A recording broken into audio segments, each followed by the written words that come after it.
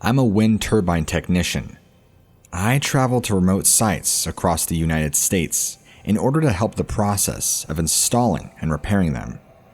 A few years ago, I had a contract in which my work would be located in the upper Midwest region.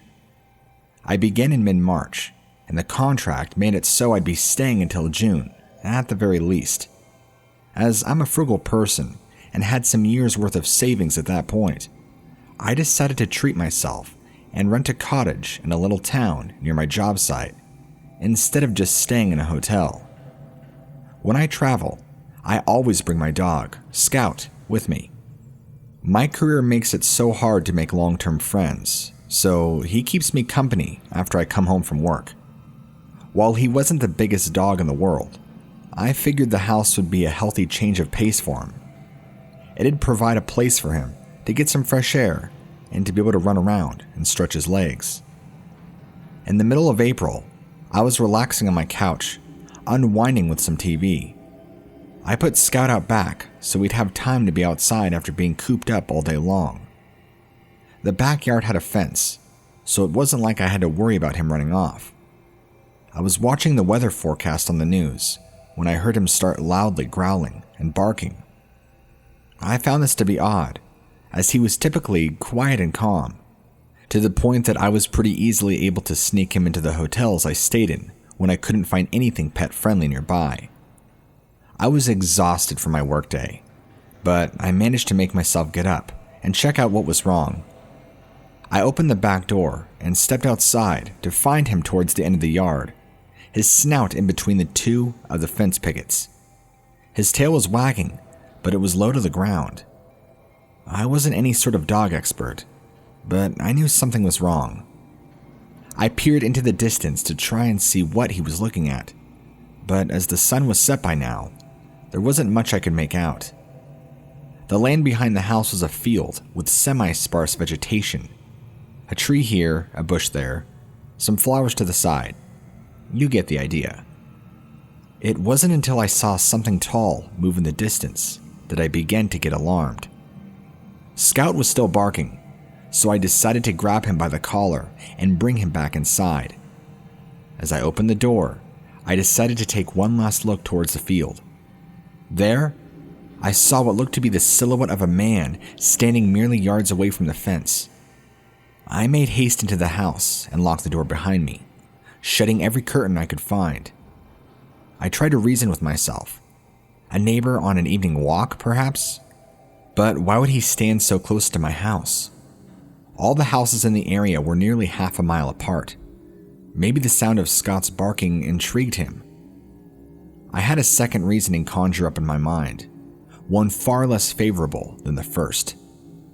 For context, I'm a woman in my 20s, and since I'm in a career with a very largely male demographic, I've met my fair share of creeps and guys who didn't know the word no. It got so bad to the point where I purposely wore a fake engagement ring just to help deter from being hit on. It wasn't foolproof though. Some guys didn't see it, and others simply didn't care. On this particular job, the worksite manager had hired his son. Let's call him Jack. Jack wasn't creepy per se, but he was pretty insistent on taking me out. I danced around it a bit, hoping he'd get the hint that I wanted to be left alone and just do my job, as I didn't want to come off as rude by being so blunt. Eventually, though, I got to the point where I told him I was engaged. He scowled but acknowledged it by saying whatever, and then had walked away. Of course, I wasn't certain that Jack was the man standing outside, but it was my best guess.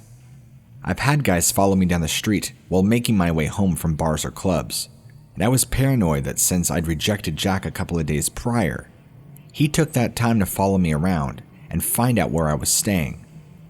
So, I kept my phone nearby, in case I had to call the police. I then peered out the back window. The backyard light was on, but I couldn't find anything strange. I didn't trust I was safe though. Scout wasn't barking anymore, but he was still growling and pacing around. I'd never seen him so riled up over a person before. Whoever they were, they definitely didn't belong here. I continued checking out the windows for some time, but nothing new came about. Not knowing what else to do, I went back to watching TV on low volume until I drifted off on the couch. I awoke to an old rerun of Oprah, of all things. Scout was curled up asleep in his dog bed, seemingly at ease. Considering there was sunlight pouring in through the curtains, I figured it had to be about 8 or 9 in the morning. Once I checked the time, I realized I had to get ready for work, so I was out the door within 15 minutes or so upon waking up. Jack left me alone during that workday, and even seemed uninterested in me. So I went back home that night with the idea in mind that the man outside just happened to be a curious neighbor. When Scout started growling again, I could practically feel my heart sink into my stomach. He made his way to the back door, his tail still doing the same low wag thing, and he kept shifting his paws onto the door. I still had my curtains closed from the previous night, and was about to pull one back to see what was outside, when I saw a silhouette appear in the windows above the kitchen. It looked like a dog, more specifically a German Shepherd or a Husky. At first, I was perplexed, but I began putting pieces together. Perhaps the man from the previous night was looking for his lost dog, and the thought Scout's barking must have been his dog's. I decided to check it out, using my leg to keep Scout from running out the back door, and peered into the yard. As I guessed, a large dog was there. Upon seeing it, Scout began snarling and barking again. The dog snarled back, but I could have never predicted what came next. It stood up on 2 legs, taking on a practically human shape, its eyes glowing from the reflection of the backyard light. I screamed, shutting the door and locking it once again before running to the living room. The house was pretty small. There wasn't a second floor, so the only place to go was the other side of the house. I called the police, and the operator on the other side seemed pretty dismissive of what I was saying, but sent on a dispatch anyway. By the time the police arrived, there was no sight of anything anywhere. The officers weren't amused by their waste of time, said they had heard pranks like this all the time from local teens, and that I was too old to be doing this.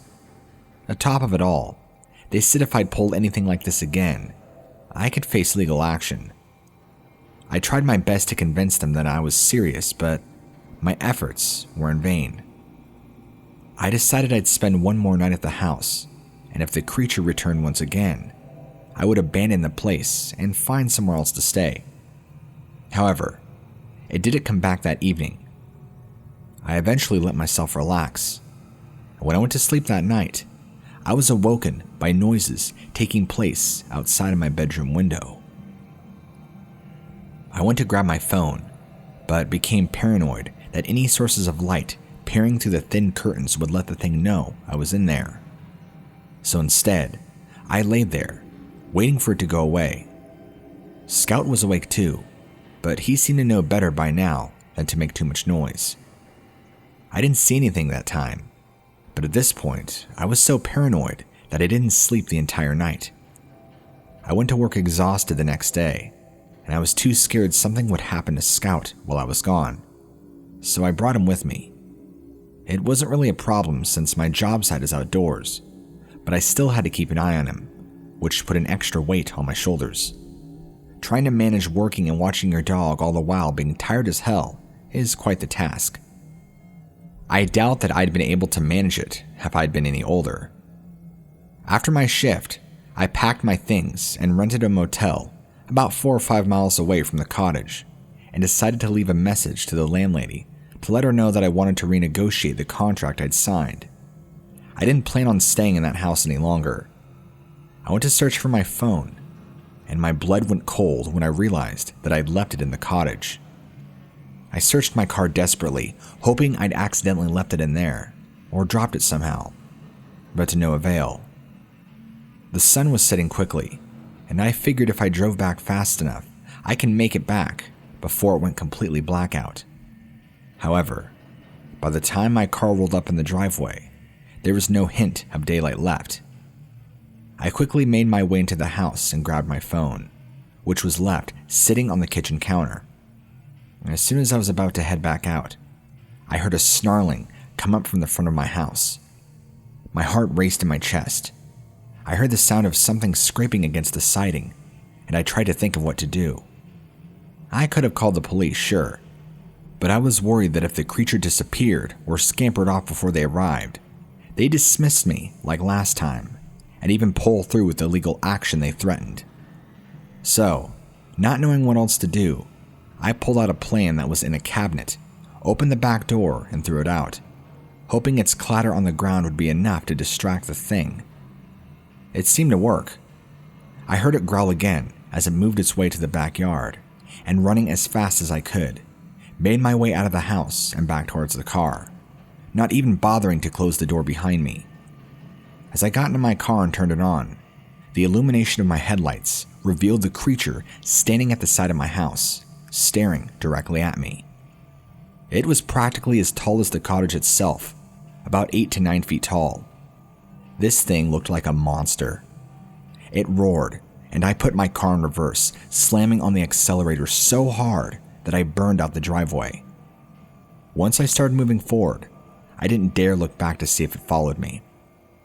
I returned to the motel, and the night followed was luckily uneventful. I did end up being able to end my contract early with the landlady, and found another place to stay long term. There were no issues, and eventually, I left the location altogether.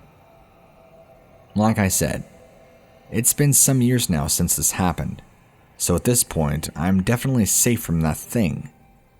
But even to this day, when Scout growls at night, I can't help but feel my heart start to race, and my mind going back to the horrifying images of this creature coming out of my nightmares. I can't even begin to tell you how scared it made me. This thing was like a werewolf incarnate in the living flesh, standing right there next to the house, staring at me. I'll never forget those eyes. In fact, I think that's one of the most horrifying parts about this entire sighting.